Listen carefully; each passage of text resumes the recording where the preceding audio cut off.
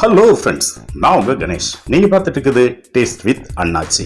இன்னைக்கு என்ன லஞ்ச் வைக்கலாங்கிற யோசிக்கிற நேரத்தில் சட்டு புட்டுன்னு ஒரு லஞ்ச் ரெடி பண்ணால் எப்படி இருக்கும்? அப்படி ஒரு லஞ்ச் தாங்க இன்னைக்கு பண்ண போகிறோம். ரெண்டு மாங்காய் இருந்தால் போதும். அருமையான டேஸ்ட்டில் ஒரு சூப்பரான மாங்காய் சாதத்தை இன்னைக்கு பண்ணிடலாம். வாங்க அந்த அருமையான டேஸ்டான மாங்காய் சாதம் எப்படி பண்ணலான்னு பார்க்கலாம். அதுக்கு முன்னாடி நம்ம சேனலை இது வரைக்கும் சப்ஸ்கிரைப் பண்ணாதவங்க பண்ணிக்கோங்க. இப்போ வீடியோக்குள்ளே போகலாம்.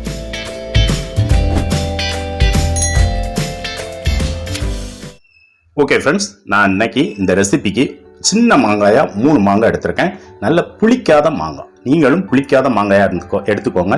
கொஞ்சம் பெருசாக இருந்தால் 2 மாங்காய் போதும். ஓகே, இதை நல்லா தோலை சீவி கழுவி சுத்தம் பண்ணி எடுத்துக்கலாம். நான் இது ஒரு நீளம் வகையை சேர்ந்த மாங்காய். இது புளிப்பு அவ்வளவா இருக்காது. அதனால் 3 மாங்காய் சின்ன மாங்காய் எடுத்து தோல் சீவி எடுத்துக்கிட்டேன். இதை இப்போது நம்ம கேரட் துருவுறதில் வச்சு, அதாவது இருக்கையிலே குட்டி ஓட்டையாக இருக்கும்ல, அந்த துருவலை வச்சு நான் அந்த மாங்காயை துருவி எடுத்துக்கிறேன். அப்போ தான் டக்குன்னு நமக்கு வேகும்.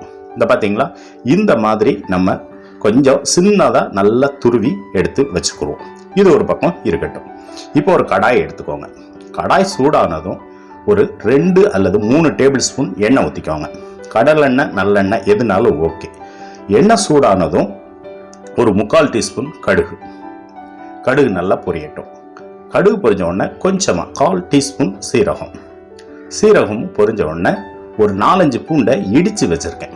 உரலில் இடித்து வச்சுருக்கேன், அதை சேர்த்துக்கோங்க. இது இந்த சாதத்துக்கு ஒரு நல்ல ஃப்ளேவர் கொடுக்கும். இப்போது ஒரு டேபிள் ஸ்பூன் அளவுக்கு கடலைப்பருப்பு, அதையும் சேர்த்துட்டு ஒரு லோ ஃப்ளேமில் ஒரு 30 செகண்ட்ஸ் வரைக்கும் அதை நல்லா வறுத்துக்கோங்க. ஓரளவுக்கு செவந்து வந்ததும், கடலைப்பருப்பு செவந்து வந்ததும், நான் சின்ன மிளகாயாக இருக்கனால ஒரு 3 மிளகாயை நீள்வாக்கில் கீறி போட்டிருக்கேன். பெரிய மிளகாயாக இருந்தால் 2 போட்டுக்கோங்க. அதேமாதிரி 2 மிளகாய் வத்தல், அதையும் கிள்ளி போட்டுக்கோங்க. இதை நல்லா ஒரு பரட்டி விட்டுக்கோங்க. இது லைட்டாக செவந்து வந்ததும் நான் ஒரே ஒரு பல்லாரி, கொஞ்சம் பெரிய சைஸ் பல்லாரியை நீள்வாக்கில் கட் பண்ணி வச்சுருக்கேன். அதையும் சேர்த்துட்டு வாசனைக்கு கொஞ்சம் கருவேப்பிலை, அதையும் சேர்த்து நாம் கிளறி விட்டுருங்க.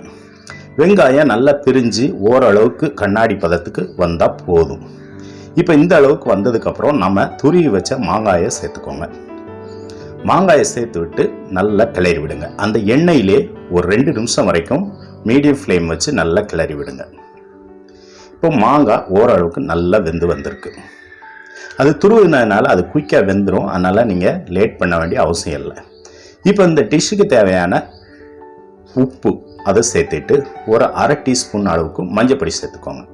அப்புறமா கொஞ்சமாக காயப்பொடி, ஒரு 1/2 டீஸ்பூன் அளவுக்கு காயப்பொடி சேர்த்து அதையும் திரும்ப நல்லா ஒரு நிமிஷம் வரைக்கும் அந்த பொடி வகைகளோட பச்சை வாசனை போகிற வரைக்கும் கிளறி விடுங்க. ஓகே, இப்போது நல்லா கிளறி விட்டு வெந்து வந்திருக்கு. இந்த டைமில் ஒரு 1/2 டம்ளர் தண்ணி சேர்த்துக்கோங்க. ஏன்னா நீ எக்ஸ்ட்ராவாக அந்த மாங்காய் வேகணும்ல, அதுக்காக. இப்போது ஒரு 1/2 டம்ளர் தண்ணி சேர்த்துக்கிட்டேன். தண்ணி ஊற்றிட்டு நல்லா கலந்து விடுங்க. கலந்து விட்டுட்டு ஒரு 2 நிமிஷத்துக்கு மூடி போட்டு வேக விட்டுடலாம். 2 நிமிஷம் மூடி போட்டு வெந்தால் போதும். அப்புறம் ஓப்பன் பண்ணி விட்டு தண்ணி நல்லா வற்றிருக்கும். இந்த டைமில் நல்லா ஒரு தடவை கலந்து விட்டுருங்க. அவ்வளோதாங்க, நம்ம மாங்காய் சாதத்துக்கு உண்டான இது ரெடி ஆயிடுச்சு.